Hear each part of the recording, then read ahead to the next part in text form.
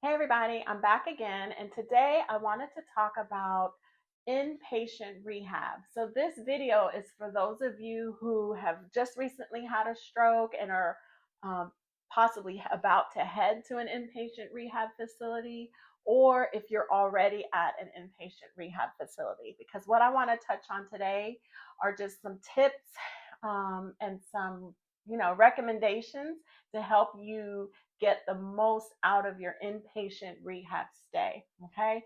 Why this is important is it's because your therapy time there is not going to be very long. These days, most patients go to an inpatient rehab for an average of 2 to 3 weeks, and usually 3 weeks is the most that someone with a neurological injury can typically receive. And a lot of that is going to depend on what your insurance will approve. Okay, so however much time you have in an inpatient rehab facility after your stroke, whether you're at a top-notch facility or it's not maybe the best facility, what I'm going to go over with you today should really help you get the most out of your stay. So number one, get out of that bed. Okay, I say this a lot, you've probably heard me say this before, but your bed is the enemy. So I don't, and this is for everyone. It doesn't matter if your stroke maybe was more severe and you have a lot of balance and mobility impairments and are needing a lot of help to get up and get out of that bed, or for those of you who are still, able to move around relatively freely but just have some weakness. Either way, get out of the bed. Why do I say that? When you're in the bed, none of your muscles are working, right? And in some cases, for those of you who have more impairments, you go to all these therapies during the day and then you spend the bulk of the day in the bed. So it's kind of working against maybe some of the gains that you would have started to get back, right? As far as building strength. Primarily, the focus here is core strength. If you can at least just be sitting in a bedside recliner or even in your wheelchair or some combination of the two at different points throughout the day, that is the goal, right? Even if in the beginning you can only tolerate being out of bed for an hour or 2 hours or whatever the number may be, set a goal for yourself. Every day, try to sit up more and more. Sit up for all of your meals. Usually that's something we recommend. Sit up for breakfast, even though it's early, for lunch, for dinner. If you need to lay down at different times during the day because you're just really fatigued and tired or you're not feeling well, that's totally fine. But your goal is to spend more time out of the bed than in the bed, because even if you're sitting in a chair, that takes energy. Like, some of you may notice just sitting up you start to get tired, right? Why is that? Well, your body is using those core muscles, those back and spinal muscles, to help you sit up in the chair. So that's something at least that's working that wouldn't be working if you're in the bed. Okay, so please remember that. Make a challenge and a game with yourself. Track how much time, how many hours you're up each day, and try to beat it the next day. Okay, if that means you're calling for the nurse or asking for therapists to come or whoever to help you get up, do that. Do not just hang out in the bed. Okay, get out of that bed. All right, that's number one. Number two, ask for additional exercises or activities or things that you could be working on your own during your non-therapy times. So if you're at an inpatient rehab facility, the requirement is 3 hours of therapy a day, which is a good chunk and it sounds like a lot, but just know there are going to be a lot of downtimes throughout the day. Sometimes your schedule may have it so all your therapies are in the morning, maybe they're all after lunch in the afternoon, or maybe they're spread out throughout the day. Either way, there are going to be chunks of time throughout your day, every day, where it's just kind of downtime. So again, like I already mentioned, that's time where you should be up out of bed. If you need to nap, go ahead and nap, but get yourself up out of bed. Whether you're in the bed or sitting in the chair or in a recliner, there is always something you could be doing. So stay in communication with your therapist. Ask your occupational therapist for arm exercises that you can do relatively independently on your own in the room. Ask for like fine motor, like if you need to work on hand strength, coordination, things like that. Whatever it is, have something, and preferably multiple things that you could be working on, whether you're in the bed, whether you're in the recliner, or whether you're in the wheelchair. Your physical therapist can give you a lot of great leg exercises that you can safely do both in the bed and in the wheelchair, right? Or sitting in the recliner. But please take initiative and ask for those things. Therapists are really great, usually really great about providing you with resources. We give a lot of handouts and things like that. Sometimes some of those things don't start to come or flow until you're closer to when you're going home. But sometimes a lot of us will give them right away. So if that hasn't happened, ask your therapist, say, hey, what's something I could be doing on my own to work on my hand strength or my coordination or my shoulder strength, or what stretches can I do, or what can I do for my legs when I'm sitting in the bed, right? Or laying in the bed. So take that initiative and take advantage of the downtime that you have. Again, rest when you need to, because you will get tired and fatigued at times. But when you are able to, get yourself back up out of that bed, sit up, work those core muscles, and then have something else that you could be working on now. Or during your downtimes now, because this is the time to start establishing or building that wealth of resources, of exercises and things that you can do after you go home, right? So the creation of your home recovery routine actually can start now while you're in rehab. So use your therapist as your resource. Have a wealth of information. Pick their brains and understand what's going on with you as best you can, and ask them to support you during those non-therapy times so you can stay busy and make those gains. Okay, so that's number two. Number three, this is a big one. Nobody usually likes to talk about toileting, but this is really, really important. I always encourage people to establish some kind of consistent toileting routine as soon as possible. Sometimes, even in an inpatient rehab, when you're first coming in and being admitted, sometimes they will have you, the nurses may have you using a bedpan at night or things like that, especially if you're someone that still needs quite a bit of assistance to roll, to sit up and transfer in and out of the bed. There's a time and a place for that. And I'm not saying that bedpans they have no role here, but again, very early on, the whole point of you being in a rehab is for you to start doing things as normally and as safely as possible, as close to how you would do them at home. And a bedpan is not how that's not something anyone is going to do at home. It's not really a functional way of handling your toileting routine.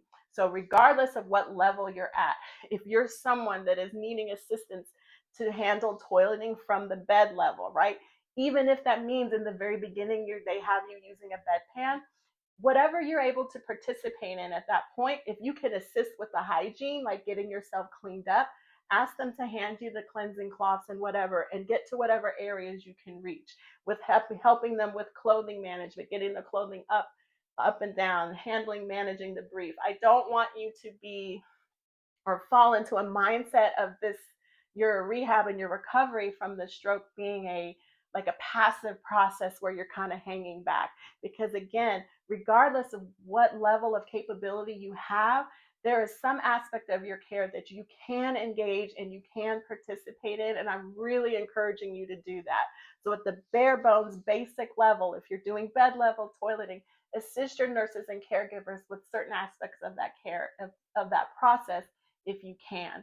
From there, if you're able to get edge of bed, right, and your balance is fairly decent, and then all of this is going to be happening with the staff and support of the therapists and nurses, right? None of this you should be doing independently unless they clear you to do so. So the next thing, if you can get yourself edge of bed safely with staff assisting you, have them set up the bedside commode next to the bed. So at the very least, even at night, it's right there. The nurses will come in and they can help you roll, sit up, working all those muscles. You're doing balance, right?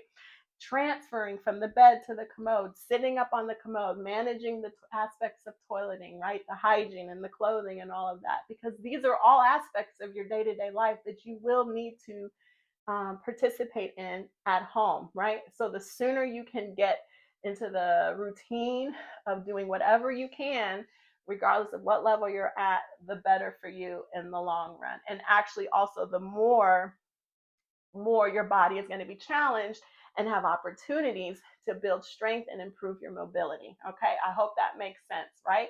So we've talked about bed level. We've talked about, sitting at your bed and transferring to a bedside commode. For my males out there, you guys do have that benefit of using a handheld urinal. So, and that's obviously if you just need to urinate. So you can use that. A lot of times it's easier sitting up at the edge of the bed if you're able, and just having the nurses assist you with that. Also, some of you, if you're able to stand safely, like if they can have the gait belt on you, have the nurses or the therapist spot you for balance. Sometimes that's easier just positionally to get the urinal where you need it to be. Opt to do that. I know we use a disposable briefs quite a bit in an inpatient rehab, and that's fine. Again, all of these things serve a purpose and they have a time and a place. Because you guys are definitely going to be at the mercy of the nursing staff. You're calling them to assist you with your toileting needs. And let's just be real, they're not always going to come in time. They have multiple patients. Sometimes everyone's calling at once. So just, it's fine if you're using those disposable briefs. Those are great. Safety net if you need it. Obviously, there's incontinence and urgency issues. That's all fine. That's all real life. And that's why we have these safeguards and resources in place, meaning the disposable briefs. But I'm encouraging you, like I tell all of my patients, always call even if you think, I'm not sure if I have to go, but I think I might, just go ahead and start calling, because it may take your nurses a little while to get to you.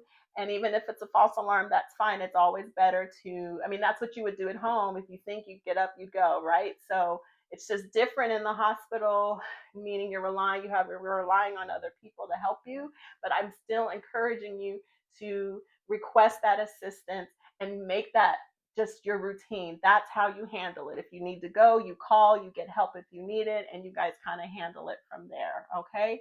So we've talked about bed level and getting edge of bed to the bedside commode, or edge of bed, or standing with staff to do the handheld urinal, right? Beyond that, obviously, if you're someone who's ambulating, or meaning you're able to walk with therapy or with the nurses, if you've been cleared for that, or you're able to transfer safely with the nurses from edge of bed to the wheelchair, then have them get you from edge of bed to the wheelchair and then take you in the wheelchair to the bathroom. So you can actually then practice toilet transfers, getting in from the chair to the toilet and back, right? Because that's ideal. That's gold standard. We want to get you to the bathroom, because that's how most everyone's going to toilet at home. Does that make sense? So it's one of those things that people most often seem to kind of check out about, as far as the toileting aspect, because the nurses, they're there, their job, their lens, their frame of reference is very different from a therapeutic one. They're there to kind of just assist you to get it done, keep you clean, dry, and safely in the bed or in the chair, right? But we have to look from a more therapeutic lens. Again, you're not going to be able to be at this rehab for very long, and soon enough, you will be going home, or maybe even to another rehab facility after your stay, right? If that's necessary. So the time that you have there, you have got to get as engaged and doing as many things as possible, as closely to how we would like you to be able to do it at home or after you leave, okay? And getting up out of bed, you're working your muscles, you're working on your balance, you're working on transfers, you're working on reaching and standing, and whatever it is that you're able to do based on where you are physically. Doing these functional things are helping you, right? We're look at the whole person, and this is a huge missed opportunity. If we hang back a little too much, if our therapists aren't as proactive enough into communicating with the nurses a proper toileting routine, or something they want them to carry over with you, and if you yourself as the patient are kind of just hanging back and just letting the care just happen to you instead of with you a part of it. Okay, hope that made sense. Okay, number 3, let's see, I talked about getting out of bed, working out during your non-therapy times, your down therapy times, and then getting yourself into establishing a toileting routine right away. The next thing, number 4, is you really want to focus on eating healthy foods and snacks, healthy beverages, right?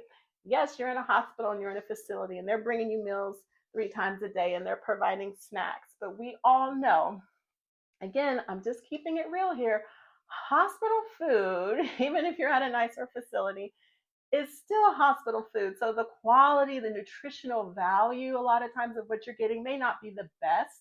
Some of it may taste okay. Maybe you're really struggling with the taste of the food. Either way, I really want you to focus and make efforts to get access to as much food that is healthy and high quality as possible. So, what do I mean by that?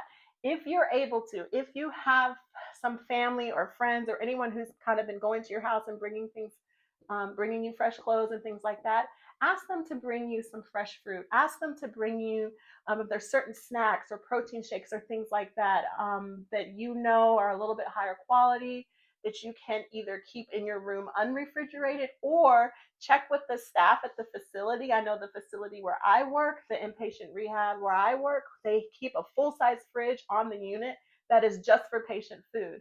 So some family members take it a step further. I mean, I know not everyone has family who can help, but if you do, sometimes they'll prepare healthy meals at home and they'll put them in containers.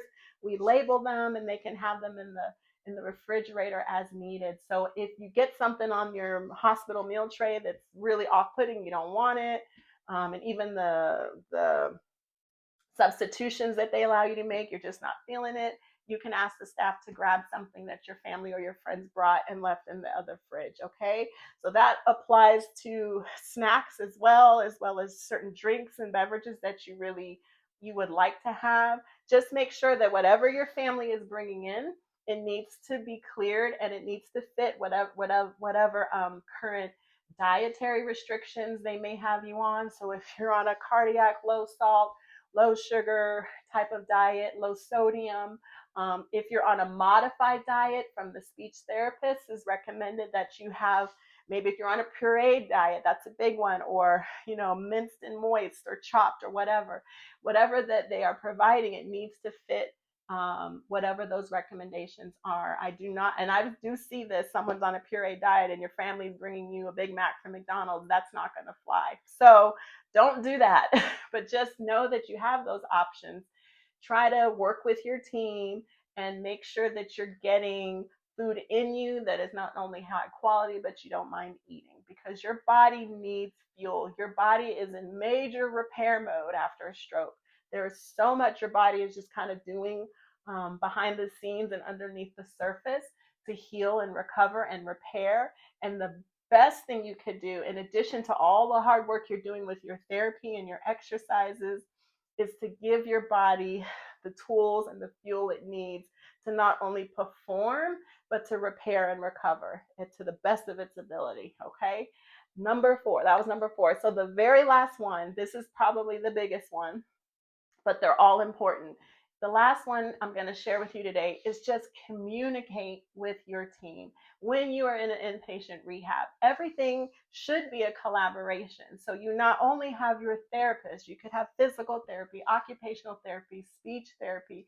You've got your case managers that are coming in and assisting and asking you questions so they can best plan how to transition you from the rehab when it's time for you to go home or to another facility, right? Your nurses, obviously, you've got doctors and nurse practitioners and all the other folks coming in, people drawing blood and doing vitals and all of that. So there's a lot of people, there are a lot of moving parts. And with that, there are going to be issues. There are going to be mishaps. Things are going to happen. I sometimes, I don't know why this happens, but a lot of times I hear patients say, they'll share with the therapist, little stories and anecdotes of things that maybe happened overnight or the other day. And it's something pretty concerning, but, and then you ask, well, did you talk to anyone about it? And then they will say this, they usually say, oh, I don't want to get anyone in trouble, or um, I just didn't want to bother anybody. Please don't do that. Communicate, communicate, communicate. If you have any issues at all, whether it's with an interaction you had with a staff member, if it's the TV's broken or your remote isn't broken or no one's coming when you hit your call light and it's been happening again and again and again, whatever the issue is, communicate that with your team. You can ask to speak to the nurse manager, you can ask to speak to the therapy supervisor, you can ask to speak to the rehab director or the rehab doctor, someone in a position of authority who can follow up with your concerns in a proactive and an effective way. So Please do not hold back. Again, the time you have here is very valuable. And when your inpatient rehab days are up and you're discharged, that's it. There's no, no going back. So you really want to have as smooth and as a productive stay as possible. So communicate any issues that you might have. If sleep is an issue, and I think we all know this by now, like hospitals are like the least restful places ever, like on the planet. Nobody really gets great sleep or rest in a facility or in a hospital. There are some things that just cannot be avoided, right? But if you're having like multiple vital checks through the night, or they're taking blood draws, usually blood draws, there's a reason, there's a medical reason why they're needing to kind of keep up with your blood work. But sometimes you can ask, check in with the nurse or possibly the doctor, the head of the rehab doctor, and see, can we hold on vital checks, like maybe nothing after 9 p.m. or 10 p.m., and then they can start again in the morning. Sometimes you don't get, change isn't necessarily going to happen unless you ask, if they don't know that that's an issue. And if there is a way that they can safely still care for you medically, and still maybe hold off on some of those overnight vital checks, then maybe they or cut back on them in some fashion. It's worth asking, because it is really difficult to get restful, restorative sleep when your sleep cycle is repeatedly disrupted. Like as soon as you start to drift off, here someone is coming in to check vitals or this or that or whatever. So just knowing, know that maybe some of that isn't going to be avoidable, but maybe by just communicating and sharing your experience, if there is any wiggle room, they may be able to work with you and make that adjustment. So just keep that in mind, because that's something that does come up a lot, right? So just communicate with your staff, with your team, ask questions about equipment that they may be recommending for you after you go home. Ask about just what are the plans after your discharge. They will talk to you about it, but you should be asking these questions from the very beginning, right? Because again, your stay is not going to be that long, and you want to have an idea of where you're headed, what your goals are, and any equipment that you may need to purchase on your own, what things insurance is going to cover. Having some of these things answered early on can give you peace of mind as well. So then you can really focus on what you need to be focusing on, and that is your physical recovery from your stroke. Okay. I hope all that made sense. I know it was kind of a lot, but those 5 things are the big things that I really encourage all of you to do if you find yourself in a situation where you're about to go to an inpatient rehab, or you are watching this and you are currently in an inpatient rehab.